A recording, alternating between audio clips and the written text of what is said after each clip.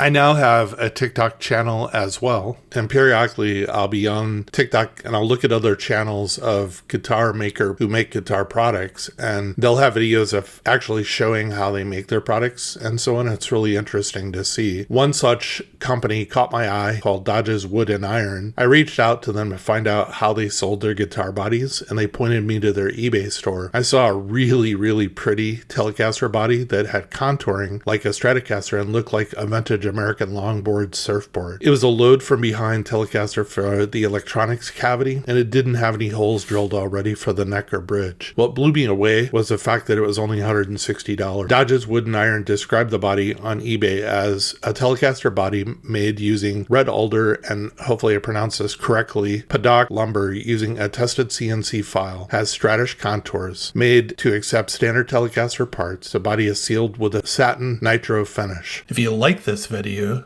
click like, subscribe, and notify. After I got the body, it was just completely beautiful. I rounded out the project with the following things. I added true custom shop quarter-pound pickup set for $78. I really didn't want to hide the beautiful wood of the body, so I went with no pickguard, and I instead went with a nickel pickup ring for the neck pickup for only $13. I decided that I wasn't going to drill through the body at this time, so I ordered a nickel Wilkinson compensated 3-saddle guitar bridge for $26. I really like the WD licensed Telecaster necks and Stratocaster necks, and so I ordered one for this. It was described as 21 medium jumbo frets, 10-inch radius, a 1 5/8 inch nut width, and a comfortable C-shaped profile with a honey tinted gloss finish for only $158. I installed a set of Hipshot Tuners for another $60. Miscellaneous hardware and electronics for the project were like $35 for the building out wiring harness and so on. The total cost for the project was $515. That's not really the theme of the project. It was more, though, just kind of amazing to me how little I had actually spent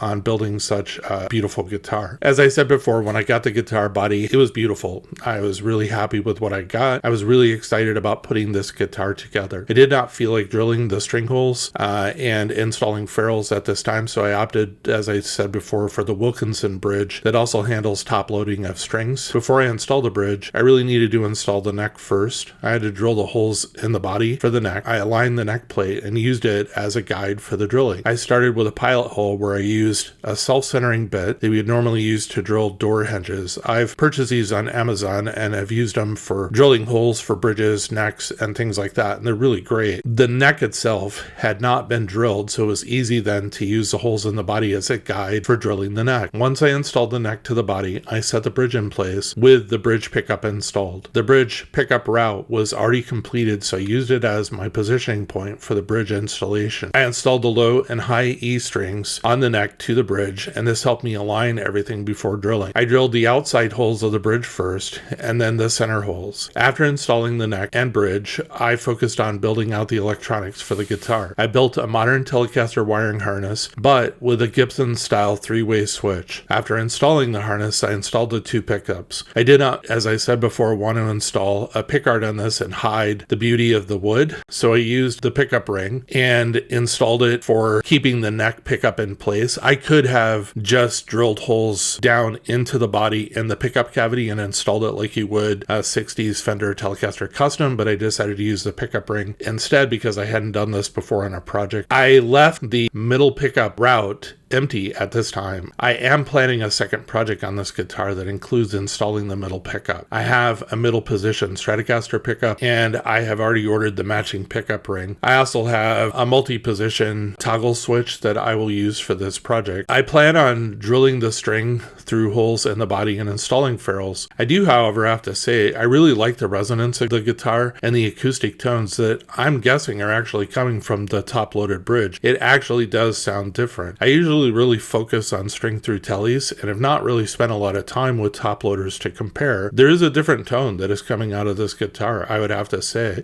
And I have actually read about people that will prefer top loaders because of that, and I am kind of seeing it on this, and I do like how the sound of the guitar is not plugged into an amp and also plugged into an amp.